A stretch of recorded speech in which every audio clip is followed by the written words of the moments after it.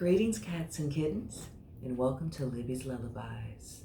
Today I am going to be reading Trombone Shorty by Trombone Shorty Andrews, illustrated by Caldecott Honor winner Brian Collier. Let me just say thank you, Razzle, for recommending this story. I really enjoy reading books where dreams come true. So sit back or lay down. Either way, just relax and let's enjoy the story. Where you at? Where you at? We have our own way of living down here in New Orleans and our own way of talking too. And that's what we like to say when we want to tell a friend hello. So where you at? Lots of kids have nicknames, but I want to tell you the story of how I got mine. Just like when you listen to your favorite song, let's start at the beginning, because this is a story about music. But before you can understand how much music means to me, you have to know how important it is to my hometown, my greatest inspiration. I grew up in a neighborhood in New Orleans called Trombone. Any time of day or night, you could hear music floating in the air. And there was music in my house too. My big brother James played the trumpet so loud you could hear it halfway across town. He was the leader of his own band, and my friends and I would pretend to be in the band too. "Follow me," James would say. That's a good big brother. There's one time every year that's more exciting than any other: Mardi Gras. Parades fill the streets and beaded necklaces are thrown through the air to the crowd. I love the brass bands with their own trumpets, trombones, saxophones, and the biggest brass instrument of them all, the tuba, which rested over the musician's head like an elephant's trunk. It's a very apt description. "Where you at? Where you at?" the musicians would call. All day long, I could see brass bands parade by my house while my neighbors danced along. I loved these parades during Mardi Gras because they made everyone forget about their troubles for a little while. People didn't have a lot of money in Treme, but we always had a lot of music. I listened to all these sounds and mixed them together, just like how we make our food. We take one big pot and throw in sausage, crab, shrimp, chicken, vegetable, rice, whatever's in the kitchen, and stir it all together and let it cook. When it's done, it's the most delicious taste you've ever tried. We call it gumbo, and that's what I wanted my music to sound like. Different styles combined to create my own musical gumbo. But first, I needed an instrument. The great thing about music is that you don't even need a real instrument to play. So my friends and I decided to make our own. It's very ingenious. We might have sounded different from the real brass bands, but we felt like the greatest musicians of Treme. We were making music, and that's all that mattered. Then one day, I found a broken trombone that looked too beaten up to make music anymore. It didn't sound perfect, but finally, with the real instrument in my hand, I was ready to play.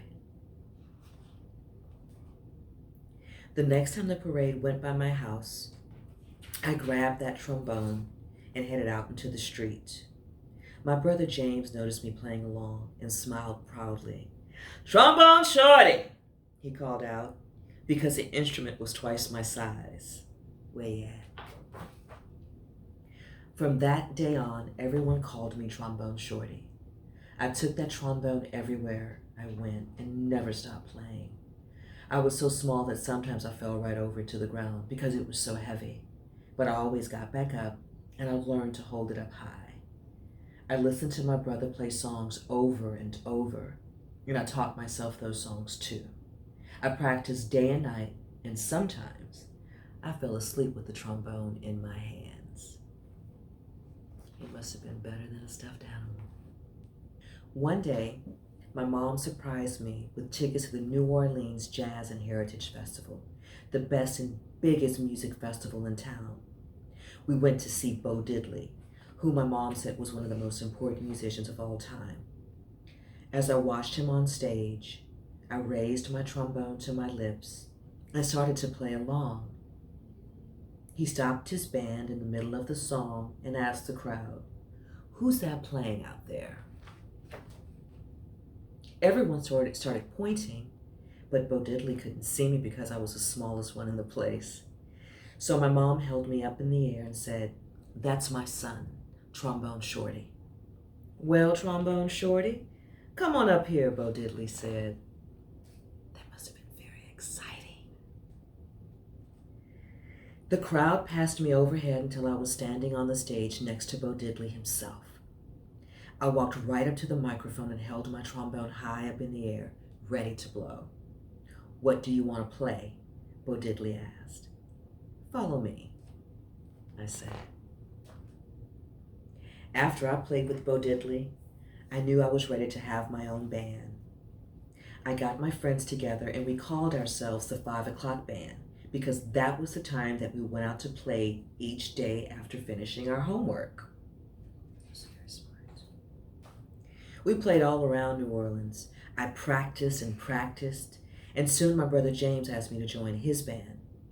When people wondered who the kid in the band was, he'd proudly say, "That's my little brother, Trombone Shorty. Where you at?" And now I have my own band called Trombone Shorty in Orleans Avenue, named after a street in Treme. I played all around the world, but I always come back to New Orleans. And when I'm home, I make sure to keep my eyes on the younger musicians in town and help them out, just like my brother did for me. Today I play the same New Orleans Jazz Festival where I once played with Bo Diddley. And when the performance ends, I lead a parade of musicians around, just like I used to do in the streets of Treme with my friends. Where you at? Where you at? I still keep my trombone in my hands, and I will never let it go. I really enjoy that. You see, dreams do come true, but they aren't going to fall into your lap. You have to keep working towards them. Do you play an instrument? Have you ever wanted to play an instrument? I took piano lessons when I was a kid. I wasn't very good at it. My brother was much better at it than I was. I always wanted to learn to play the cello. I thought it was elegant. Tell me, which instrument would you like to play? Do you like it? Do you plan on taking lessons? Head over to my Instagram at Lily's Lullabies and let me know. So I'd like for you to enjoy the rest of your day or your evening, your week, or your weekend. And I will see you next time on Lily's Lullabies. Cheers.